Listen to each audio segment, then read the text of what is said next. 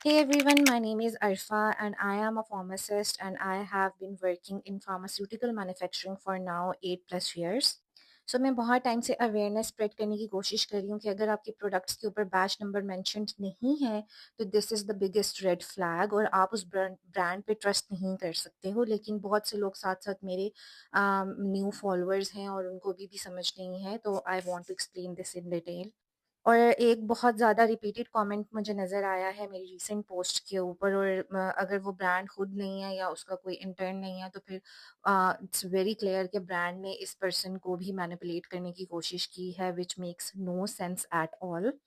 सो basically batch number का मतलब ये है कि जो प्रोडक्ट आपकी हैंड में है वो प्रॉपर गुड मैन्युफैक्चरिंग प्रैक्टिसेस के अकॉर्डिंग बनाया गया है। और अगर ये वाला नंबर मिसिंग है इटसेल्फ ही ये रेड फ्लैग है, क्योंकि आपको नहीं पता चल सकता कि ये प्रोडक्ट कहाँ पे मैन्युफैक्चर हुआ है, किस एनवायरमेंटल कंडीशन में मैन्युफैक्चर हुआ है या कब मैन्युफैक्चर हुआ है। अगर किसी को कोई रिएक्शन हो जाता है, कोई आपको कंप्लेंट होती है, तो अगर ब्रांड कह भी दे कि हमारे बैच में इशू था, वो कभी ट्रेस ही नहीं कर सकते उस बैच को, उस प्रॉब्लम को वो ट्रेस ही नहीं कर सकते, ना ही रिकॉल कर सकते हैं।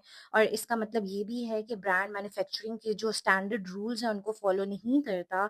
और मोस्टली बैच नंबर्स वहाँ पर मिसिंग होते हैं जहाँ पे क्वालिटी कंट्रोल लैब्स एग्जिस्ट नहीं कर रही होती या प्रॉपर टेस्टिंग्स परफॉर्म नहीं हो रही होती किसी भी प्रोडक्ट के लिए। और दिस इज लाइक आपकी ना माइक्रोबियल टेस्ट परफॉर्म हो रहा है, ना आपकी स्टेबिलिटी टेस्टिंग परफॉर्म हो रही है। तो मसला सिर्फ बैच नंबर का नहीं होता, ये पूरी की पूरी क्वालिटी कंट्रोल, ट्रांसपेरेंसी, ट्रेसेबिलिटी, ब्ला ब्ला, बहुत सी चीज़ें हैं जो एक बैच नंबर से आपको आइडेंटिफाई हो जाती हैं। आपको पूरे ब्रांड का जो स्केच है ना वो आपके सामने आ जाता है।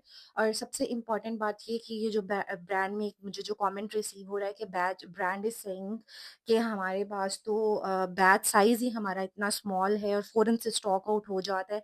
इतनी लेम एक्सक्यूज़, इतनी lame excuse doesn't make any sense.